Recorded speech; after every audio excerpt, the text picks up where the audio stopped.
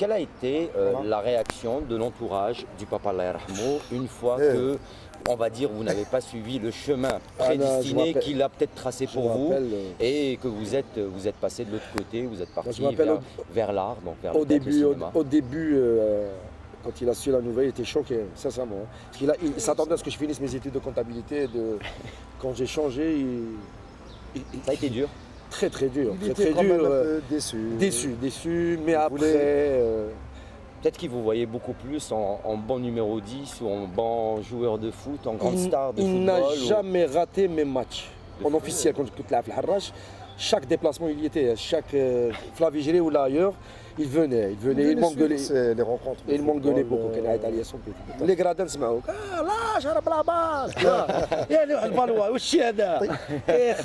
tu vois. Et oui, il aurait voulu que je. Mais non, ça a changé parce que quand on a commencé à faire des spectacles, dans les premiers spectacles, ah oui, il a été. Là, tu vois les yeux qui pétillent. Ouais. Il était fier, il avait une certaine fierté dans ses yeux. Il était, d'ailleurs, comme au football, dans tous les spectacles, dans tous les déplacements, il était avec nous. Avec les Folies Berbères, que ce soit à Paris, à Tunis, à Rabat, à Alger, avec nous. Il ne le disait pas, donc, il se déplaçait. Il se déplace avec vous. Justement, vous venez de parler des Folies Berbères. Alors, on va y revenir rapidement sur ces Folies Berbères. Une création, 3 noms. Il y a 2 que je connais, donc c'est celui de Hicham et celui de Yassine. Et il y a une personnalité, donc voilà, Atman, moi je l'appelle Pedro. Pedro, oui, connu sous le pseudo de Pedro qui a joué dans Jamaï Family. Voilà, avec vous savez, Atman a intégré le groupe très naturellement. Atman Ben Daoud est de la même promo de formation que nous, promo 87 à l'Institut supérieur des arts dramatiques. Il a fait partie de la chorale polyphonique comme nous. Il est de la même région comme nous et on partage tout ensemble. C'est-à-dire, il a intégré automatiquement. Il y a une très bonne entente. Atman, il faut dire aussi qu'il avait fait la même formation que vous à l'Institut. Comment ça s'est passé au juste la décision, les Folies Berbères. Alors, comment est venu l'idée? Comment est-ce qu'est venu l'acheminement de cette... Moi, je l'appelle un spectacle défi. C'est un spectacle défi. C'est-à-dire que nous, on est sorti en 91, l'Institut supérieur des arts dramatiques. Quand on est sorti, naturellement, on est destiné vers le théâtre. 4 ans de formation, licence en art dramatique, maîtrisant parfaitement la scène, jeune premier, on va naturellement vers le théâtre national. Et on y va, on a vu le directeur général, qui était à l'époque M. Sidam Dagoumi. On est parti toquer, oh mes enfants, ça va très bien. Voilà, on est prêt. On est venu parce que voilà, vous avez besoin de jeunes premiers, bien sûr. Désolé mes garçons, mais j'ai pas de poste budgétaire, je n'ai rien, j'ai pas. Ça vous a donné un coup? Quoi? Mais gratuitement, on est venu travailler, on est venu gratuitement. C'est pour avoir, c'est la scène maintenant, on veut exercer. Désolé, j'ai déjà des comédiens, les plus jeunes avec 40 ans à l'époque, les Cha'a, les Benani, quoi, ça veut dire qu'on va pas faire notre métier ou quoi? C'était dur. J'ai de place pour vous les jeunes. Le silence total, on était abattus. Je me rappelais la direction, à la Jamak Tchawa, Nimcheo, l'avenue Abdan Ramdan. Que va-t-on faire? Aucun mot, aucun mot, non. Tu erres dans les rues d'Alger. Qu'est-ce que j'ai fait? Est-ce que j'ai fait le bon choix? Allez. Dégoûté, on est monté au cercle des artistes qui étaient à l'ENTV, qui étaient au niveau de la radio. Au niveau de la radio. On s'est assis, un regard, Chefna Rabah Abou Barras, qui était réalisateur à l'époque, qui a fait l'URSS. Chefna en face, Rabah, salut mes enfants, qu'est-ce que vous avez des mines de. Rabah, voilà ce qui s'est passé. Et alors on est mort, c'est fini. Non, arrêtez, on fait un spectacle, Existez. Ah oui, on peut, mais bien sûr que vous pouvez. Vous savez chanter, vous savez danser, vous savez jouer. On a décidé d'aller chez lui, dans une villa, et commencer à chanter et à bouger. Il nous disait bougez. On a fait 1 heure de bougeage. Vous avez arrêté, prenez un café. Ce sont des termes très rares. Donc, oui, le bougeage, nouveau terme. Le nouveau langage. Et là, il nous a dit, écoutez les gars, vous avez 2 spectacles prêts. Non, si. Et on a commencé à répéter sérieusement. À l'époque, l'ONCI de l'époque, qui était M. Boudjadi Allawa, qui était directeur, on a été le voir. S'il vous plaît, aidez-nous. Je vous donne la salle et je vous donne tout. existait, fait.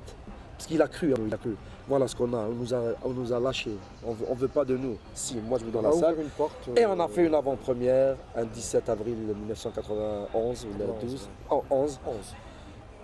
Le spectacle, je dirais pas du siècle, mais la cata. La catastrophe. C'était le... À la salle Mougar, il y avait tous les artistes d'Algérie. Tous. C'est le spectacle tremplin, on va dire. C'est ce que l'Algérie attendait. On était tous dans le...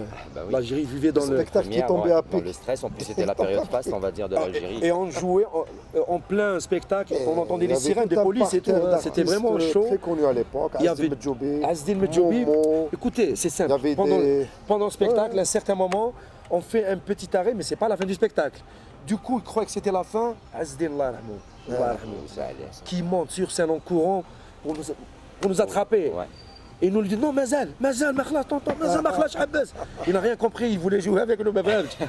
Et du coup, le spectacle est fini, la presse nationale, on a fait. C'est simple, hein. Azdin avait dit à l'époque, les interviews, si ces jeunes ne seront pas reconnus par l'État, on fera un scandale, on va casser la barre. Je ferai un scandale. Et on a eu beaucoup d'aide de la nouvelle génération, il faut le dire, hein, des journalistes, des artistes, qui ont cru en ce projet qui est leur, bien sûr. Nous, c'est un spectacle où on danse, où on chante, c'est la belle vie, hein, c'est la gloire et non pas autre chose. C'était une première, c'était une nouvelle page. Alors, timidement, peut-être en gros coup d'éclat qui a démarré, les Folies Berbères avaient démarré au moment où personne peut-être n'attendait un spectacle de ce genre. Aujourd'hui, on est en 2010, ça remonte quand même il y a 20 ans pratiquement. Où est-ce qu'on en est? Avec les Folies Berbères, oui. Ben écoutez, il y a 2 semaines, on était à la salle Ibizoun. 20 ans après, la demande, elle est toujours là. Oui. Et c'est une, je vous assure, hein, c'est comme si que les organisateurs de spectacles ou les responsables de salles, quand ils sont dans le mal, dans la difficulté, ou là, quand ça ne va pas, appelez-les.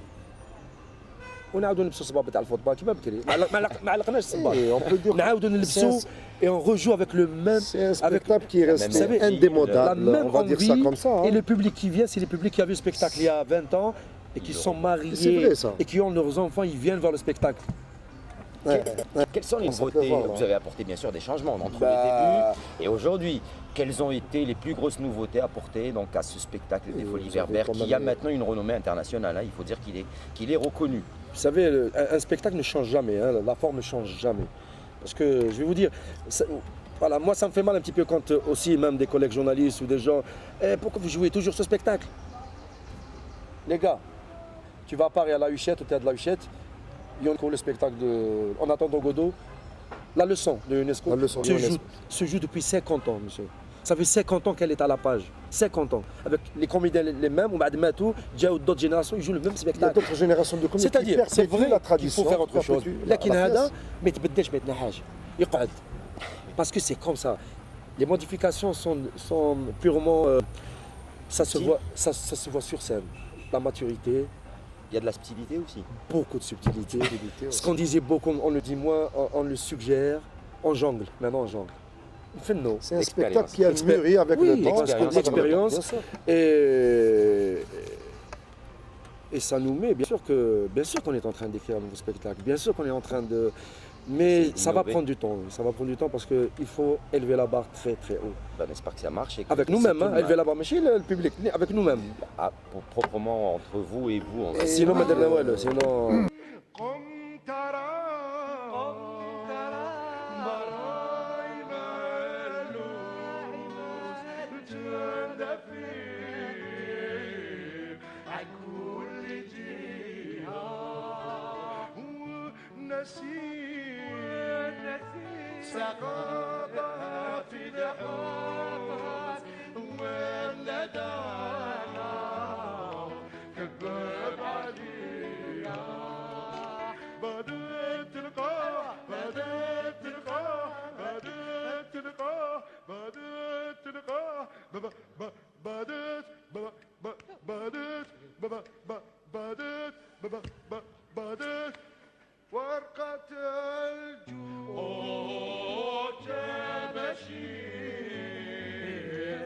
Eh ben justement, on va rester toujours dans le domaine du spectacle, toujours dans le domaine du théâtre, du cinéma. Oui. Aujourd'hui, que font les frères Mesbah? On sait qu'on les a vus à un certain moment dans les séries télévision, dans quelques petits téléfilms, au théâtre aussi. Bon, j'ai pas eu l'occasion de venir vous voir, mais où est-ce que vous en êtes aujourd'hui dans votre carrière, cette fameuse carrière que vous avez, on va dire, pris contre vents et marées, même si le papa n'en voulait pas, et aujourd'hui, vous y êtes dedans.